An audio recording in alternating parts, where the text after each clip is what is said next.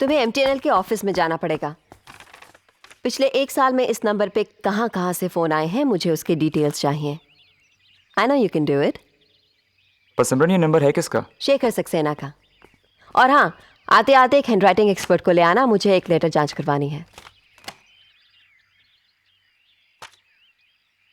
ये सब क्या हो रहा है सिमरन? तुमने शालिनी के बारे में पूछा कि नहीं? ये सब मैं शालिनी के बारे में सोचने के बाद ही कह रही हूं।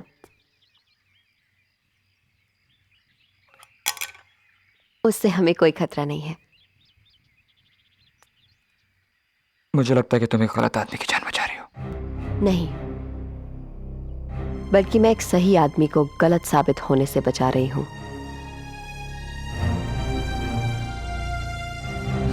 ओके, जैसी आपकी मर्जी। कल तक आपको सारी डिटेल्स मिल जाएंगी। आप चलें? कहां? अब तुमको ये भी याद दिलाना पड़ेगा कि आज सपना का बर्थडे है। And I think we are already late.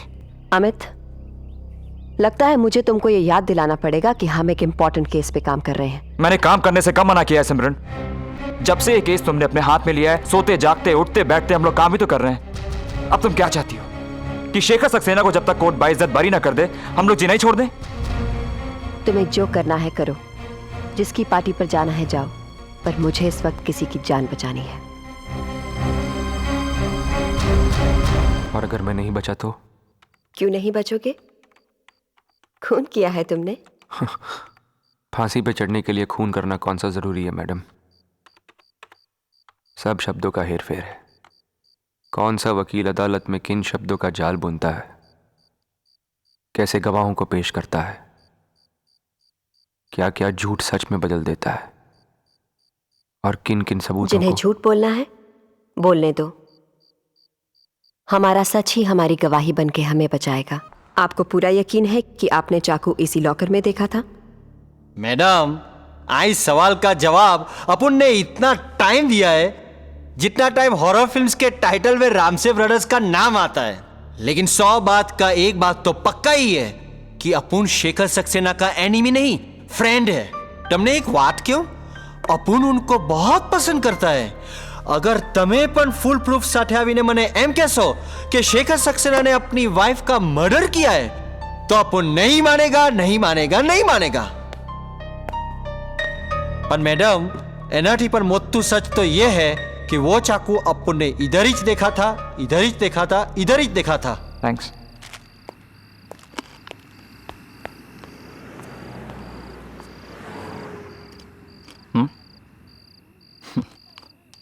मैं तो कहता हूँ खा लीजिए, क्योंकि इसके बाद जो खबर मैं आपको सुनाने वाला हूँ ना, उसे सुनते ही आपकी भूख और प्यास दोनों उड़ जाएंगे। यस मैडम, इतनी बड़ी चार्जशीट तैयार की है लोखंडे ने आपके उस करोड़पति के खिलाफ। एक चाकू की बिना पे? वो भी जिसे एक अटेंडेंट ने शेखर के लॉकर में देखा था। लोखंडे को सरकार के कागज वेस्ट करने का बहुत शौक है अमित। कर लेने दो, मैं जानती हूं उससे कैसे निपटना है। बात उतनी मामूली है नहीं जितना आप समझ रही हैं। केस कमज़ोर है, ये बात लोखंडे भी जानता है। शायद इसीलिए उसने अपने पत्ते अभी से खेलने शुरू कर दिए हैं। क्या कर रहा है वो? उसने चार्जशीट में किसी लड़की का जिक्र किया है, शालिनी, जिसे शायद वो कोर्ट में भी पेश करे। लड़की? हाँ भाई, बात निकली है तो दूर तलक जाएगी भी। आपका मौके जवान है, खूबसूरत है, अमीर है, होगा कोई ना कोई लफड़ा।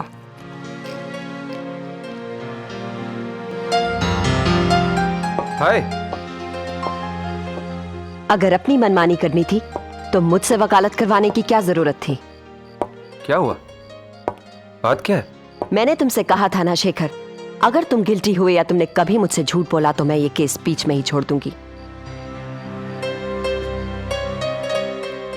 पर हमने तो आपसे कभी झूठ नहीं बोला। पर सच तो छुपाया है। ये शालिनी कौन है?